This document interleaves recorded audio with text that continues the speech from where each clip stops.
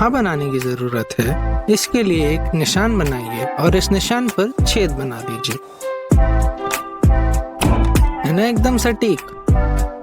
यदि आप पाइप के टूटे हुए इस हिस्से को नहीं खोल पा रहे हैं तो यहाँ 2 बोल्ट फंसाकर इस तरीके से खोल लीजिए। रिंच सॉकेट में बोल्ट और नट लगा लीजिए। स्क्रू ड्राइवर में नोजल इंस्टॉल कर लीजिए और बिना किसी प्रयास के आप बोल्ट और नट को आसानी से खोल पाएंगे। एक ब्लेड लीजिए और उसको गर्म करके मोड़ लीजिए।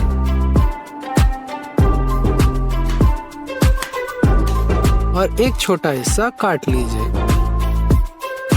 अब इस नए औजार का इस्तेमाल आप ताले खोलने पर कर सकते हैं।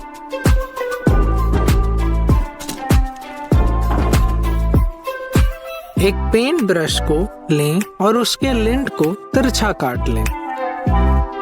अब एक प्लास्टिक कार्ड को इस तरह लगाकर आप कोने और किनारों पर आसानी से पुताई कर सकते हैं। चूड़ियों को सील करने के लिए FUM टेप का उपयोग करें। इसके चलते ये जोड़ काफी मजबूत होगा।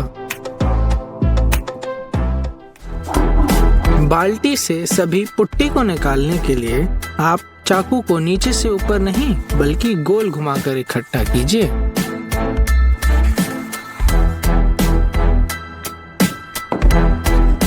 कुल्हाड़ी की डंडी को लंबे समय तक चलाने के लिए इसमें चिन्ह बनाकर इस तरह खांचे काट लीजिए।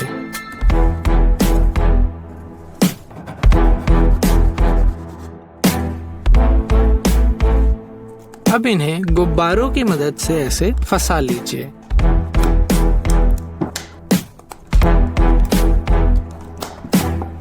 और अब हथौड़े की मदद से अच्छी तरह बैठा लीजिए। ऊपर के खांचों पर गोंद लगाकर लकड़ी बैठा लीजिए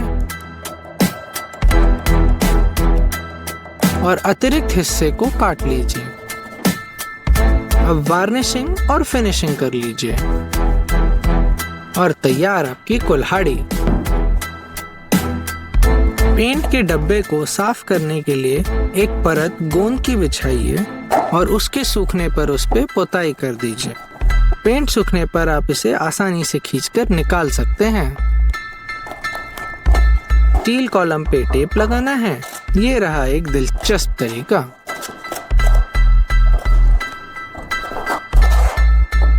ये देखिए कितना आसान है। 2 स्टील कॉलम को आपस में जोड़ने का ये सरल तरीका सिर्फ 2 स्क्रू की मदद से। छेद सही बनाइएगा।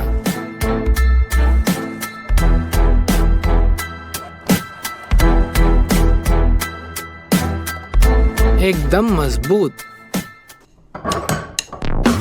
बोल्ट को एक शिकंजे में फंसाकर उसका सर काट लीजिए। अब इसमें बनाएंगे एक छेद और इन स्टील की बुरादों को चुंबक से निकाल लेंगे। बोल्ट में थोड़ी फेरबदल करेंगे और बनाएंगे एक खिड़की। ये देखिए इस तरह।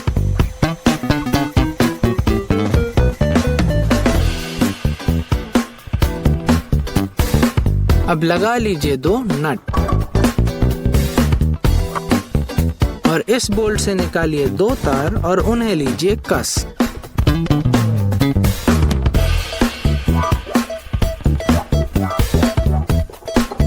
अब ये 2 तार अच्छी तरीके से जुड़ चुके हैं।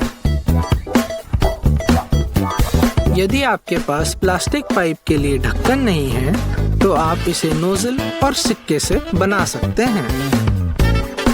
पाइप और नोजल को गर्म करके मिलाएं और तैयार आपका ढक्कन। ये देखिए है ना एकदम आसान तरीका। यदि आपके पाइप आपस में नहीं जुड़ रहे हैं तो आप इस औजार की मदद से उनकी चौड़ाई बदलकर उन्हें सही आकार दे सकते हैं और इसे करना बहुत ही आसान है।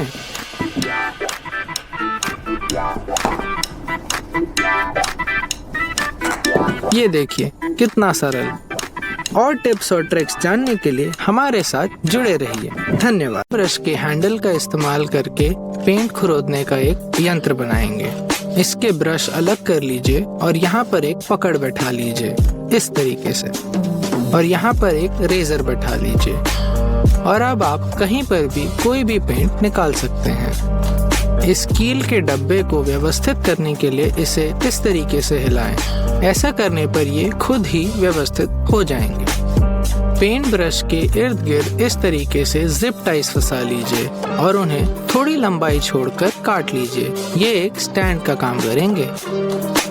अब हम एक सैंडिंग करने वाली ड्रिल की नोक बनाएंगे। इसके लिए ब्लेड को इस तरह लकड़ी पर फंसा लीजिए और 2-वे टेप लगा दीजिए।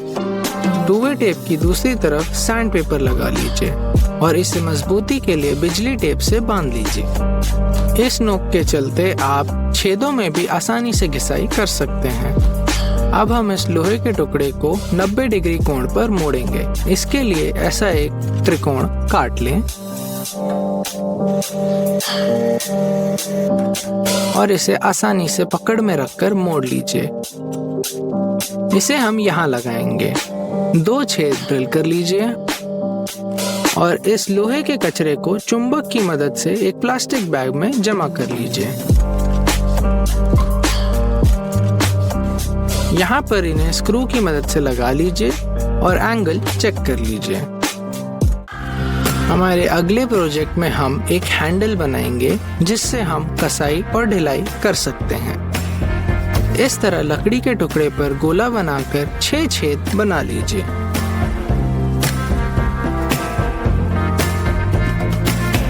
अपने ड्रिल की फैन की मदद से हम सारी धूल धक्कड़ दूर भगा सकते हैं। अब इस शुरुआती गोले को काट लीजिए और इस पे नट, बोल्ट और वॉशर लगाकर घिस लीजिए ताकि ये चिकना हो जाए। अब इस पे वार्निश लगा लीजिए और इसे फंसा लीजिए।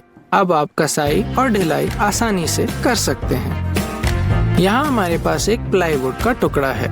इसके हम 3 हिस्से करेंगे, 2 त्रिकोण और 1 चौकोन। दोनों त्रिकोण को स्क्रू की मदद से हम चौकोन पर इस तरह खड़ा कर लेंगे। इसका इस्तेमाल हम लकड़ी के बड़े पट्टों को पकड़ने में कर सकते हैं। क्या आप हर बार एक ही एंगल काटना चाहते हैं? इसके लिए हमारे पास एक पैतरा है। बोल्ट, वॉशर और नट की मदद से इस तरह फंसा लीजिए और मन चाहे एंगल पर इसे कस लीजिए। इसके चलते आप हर बार एक ही एंगल बनाएंगे। अब हम अपनी स्केल पर थोड़ी फेरबदल करेंगे ताकि हम 60 डिग्री कोण, 45 डिग्री कोण और 90 डिग्री कोण आसानी से काट सकें। इसके लिए आरी से ऐसा 60 डिग्री पर काट लीजिए और बाकी बचे हिस्से को घिस लीजिए। घिस के चिकना हो जाने पर आप 90 डिग्री, 60 डिग्री और 45 डिग्री पर लकीरें बना सकते हैं, वो भी बिल्कुल आसानी से। अब हम 2 लकड़ी के हिस्सों को आपस में जोड़ेंगे मार्किंग गेज की मदद से। ये थोड़ा मॉरिस और टेनन जॉइंट की तरह लगने वाला है। इस तरह अच्छे से नाप लेकर अपने निशान बना लीजिए।